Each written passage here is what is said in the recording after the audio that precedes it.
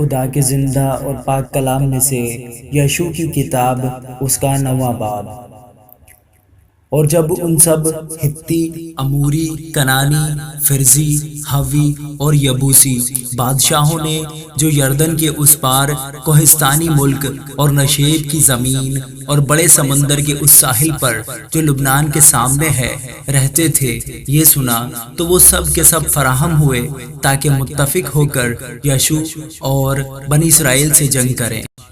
اور جب جبعون کے باشندوں نے سنا کہ یشوع نے یریحو اور ای سے کیا کیا کیا ہے تو انہوں نے بھی ہیلا بازی کی اور جا کر سفیروں کا بھیس بھرا اور پرانے بورے اور پرانے پھٹے ہوئے اور مرمت کیے ہوئے شراب کے مشکیزے اپنے گدھوں پر لادے اور پاؤں میں پرانے پیوند لگے ہوئے جوتے اور تن پر پرانے کپڑے ڈالے، اور ان کے سفر کا توشہ سوکھی پھپھوندی لگی ہوئی روٹیاں تھیں۔ اور وہ جلجال میں خیمہ گاہ کو یشوع کے پاس جا کر اس سے اور اسرائیلی مردوں سے کہنے لگے کہ ہم ایک دور ملک سے آئے ہیں، سو اب تم ہم سے عہد باندھو۔ تب اسرائیلی مردوں نے ان حویوں سے کہا کہ شاید تم ہمارے درمیان ہی رہتے ہو، پس ہم تم سے کیوں کر عہد باندھے؟ انہوں نے یشوع سے کہا ہم تیرے خادم ہیں۔ تب یشوع نے ان سے پوچھا تم کون ہو اور کہاں سے آئے ہو؟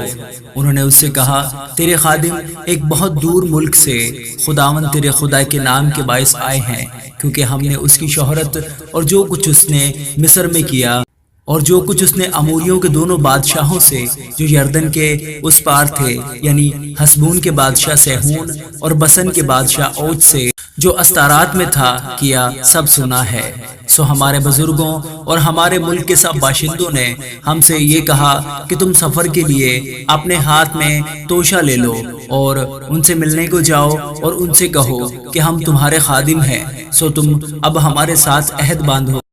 جس دن ہم تمہارے پاس آنے کو نکلے ہم نے اپنے اپنے گھر سے اپنے توشہ کی روٹی گرم گرم لی، اور اب دیکھو وہ سوکھی ہے اور اسے پھپھوندی لگ گئی، اور میں کہ یہ مشکیزے جو ہم نے بھر لیے تھے نئے تھے، اور دیکھو یہ تو پھٹ گئے، اور یہ ہمارے کپڑے اور جوتے دور دراز سفر کی وجہ سے پرانے ہو گئے۔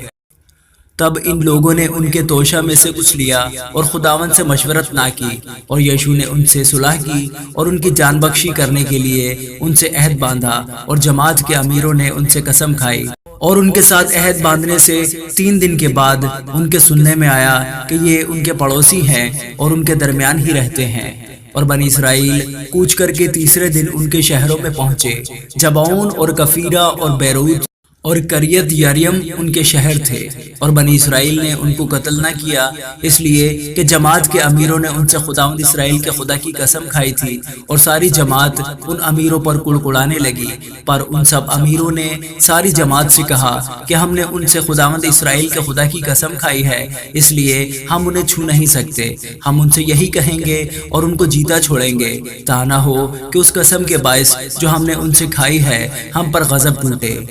سو امیروں نے ان سے یہی کہا کہ ان کو جیتا چھوڑو، پس وہ ساری جماعت کے لیے لکڑہارے اور پانی بھرنے والے بنے جیسا امیروں نے ان سے کہا تھا۔ تب یشوع نے ان کو بلوا کر ان سے کہا جس حال کہ تم ہمارے درمیان رہتے ہو تم نے یہ کہہ کر ہم کو کیوں فریب دیا کہ ہم تم سے بہت دور رہتے ہیں؟ اس لیے اب تم لعنتی ٹھہرے، اور تم میں سے کوئی ایسا نہ رہے گا جو غلام یعنی میرے خدا کے گھر کے لیے لکڑہارا اور پانی بھرنے والا نہ ہو۔ انہوں نے یشوع کو جواب دیا کہ تیرے خادموں کو تحقیق یہ خبر ملی تھی کہ خداوند تیرے خدا نے اپنے بندہ موسیٰ کو فرمایا کہ سارا ملک تم کو دے اور اس ملک کے سب باشندوں کو تمہارے سامنے سے نیست و نابود کرے۔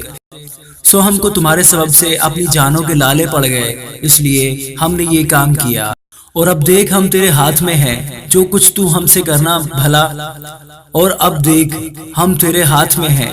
جو کچھ تو ہم سے کرنا بھلا اور ٹھیک جانے سو کر۔ پس اس نے ان سے ویسا ہی کیا، اور بنی اسرائیل کے ہاتھ سے ان کو ایسا بچایا کہ انہوں نے ان کو قتل نہ کیا۔ اور یشوع نے اسی دن ان کو جماعت کے لیے اور اس مقام پر جسے خداوند خود چنے اس کے مذبح کے لیے لکڑہارے اور پانی بھرنے والے مقرر کیا، جیسا آج کے دن تک ہے۔ آمین۔